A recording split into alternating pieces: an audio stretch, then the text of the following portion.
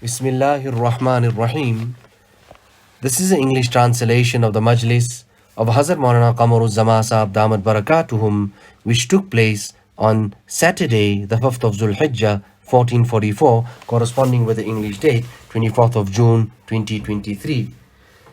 Hazrat Wala start of the Majlis by quoting the ayat of the Quran Majid, يُرِيدُ اللَّهُ بِكُمُ الْيُسْرَ وَلَا يُرِيدُ بِكُمُ الْعُسْرَ.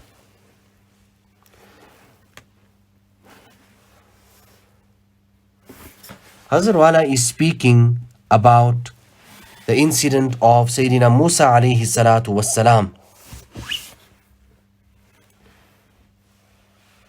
and also speaking about ease, that Allah Ta'ala has made it easy for us. So your qurbani also is not fard upon every person, and also when that person who is making the qurbani, it is not muta'ayyan that he must make the qurbani of that animal which is that amount or that expensive. There is ease in that. لَن يَنَالَ اللَّهَ لُحُومُهَا وَلَا دِمَاؤُهَا وَلَكِنْ يَنَالُهُ التَّقْوَى مِنْكُمْ. It is the taqwa that Allah subhanahu wa ta'ala is looking for, that what reaches Allah subhanahu wa ta'ala. So in qurbani, udhiyah, and in namaz, there is suhulat and ease. However, some type of difficulty or some type of sacrifice which we would say is most definitely in everything. That little amount that there is.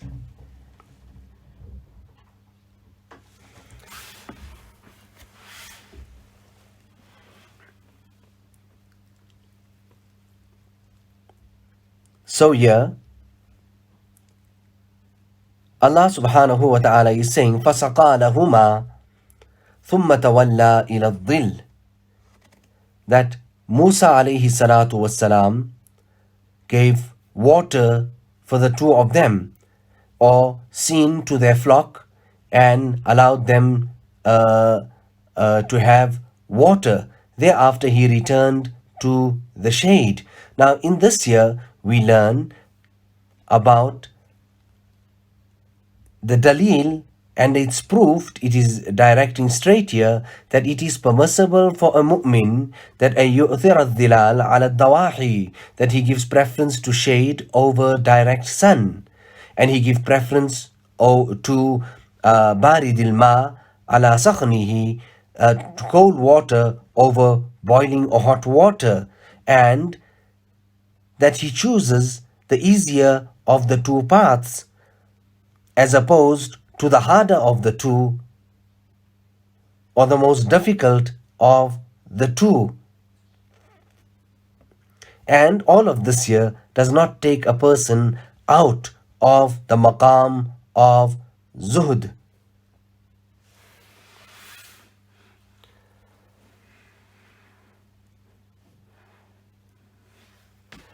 So here, Musa alayhi salatu wassalam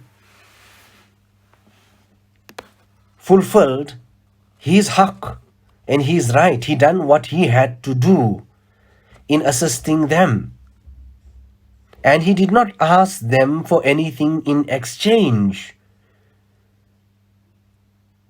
And what happened after that? Allah subhanahu wa ta'ala blessed him with the greatest and most complete reward.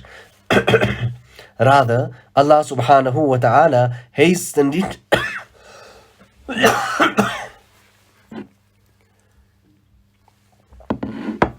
for him in this dunya already. Something extra, separate from what he has stored for him actually in the akhirat. In what sense? That he married him to one of the two daughters of Sayyidina Shu'aib alayhi salatu wassalam, and he blessed him with the honor of becoming the son-in-law of a Nabi. And he made him acquainted and comfortable in that family for that duration of time, until such a time came when he himself was blessed with risalat and prophethood. Therefore, concluding that particular article now, Sheikh then says, فَلَا تَجْعَلْ مُعَامَلَتَكَ إِلَّا مَعَ اللَّهِ سُبْحَانَهُ.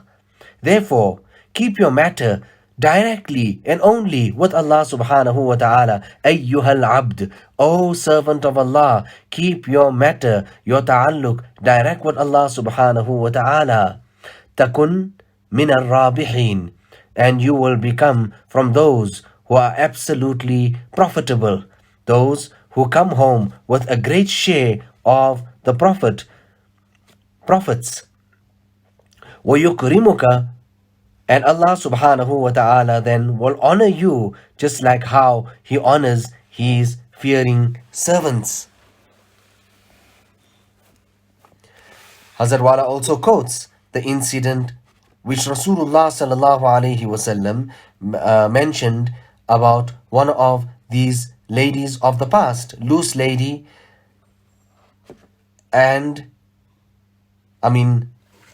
fahisha, a loose woman. And on one occasion she sees this dog panting and absolutely hungry and thirsty. She gives that dog water to drink, due to which her maghfirat was made. The Sahaba asked Rasulullah sallallahu alaihi wasallam, O Nabi of Allah, was there reward even in that she gave an animal water to drink? And the Nabi of Allah sallallahu alaihi wasallam said, yes, that everything that has life in it, there is reward there. And today, what can we say? How far have we become from all of that?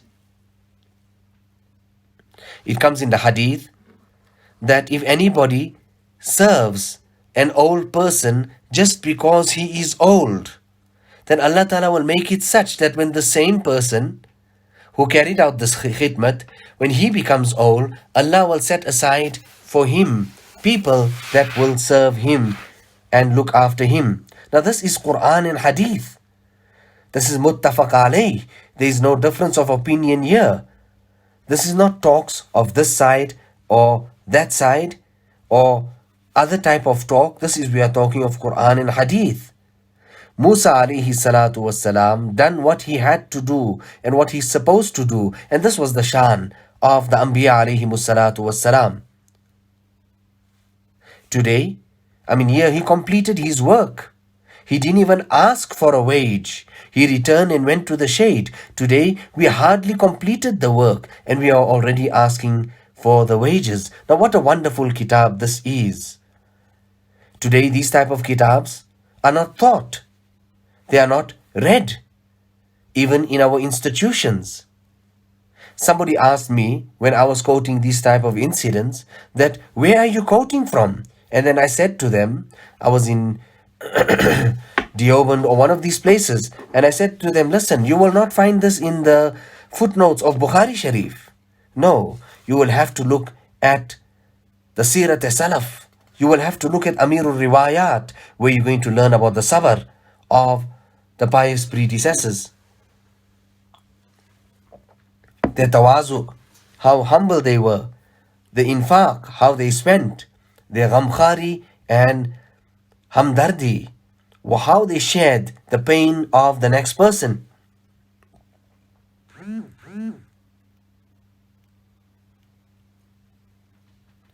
Hazrat Maulana Shah Wasiullah Sahab used to speak about these 10 days, and he would quote Hazrat Maulana Muhammad Hussain Alahbadi, that how happy and delighted he would be on the arrival of these days.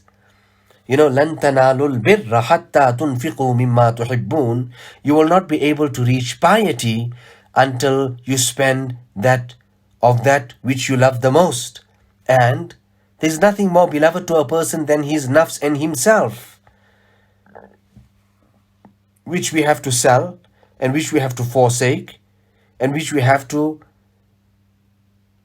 sacrifice so that we can reach Allah subhanahu wa ta'ala. Did Ibrahim alayhi salatu wassalam not lay his son down? Was there no mujahada and great sacrifice in all of this? Allah Ta'ala accept even these moments as we sit here, this bayan that we are going through.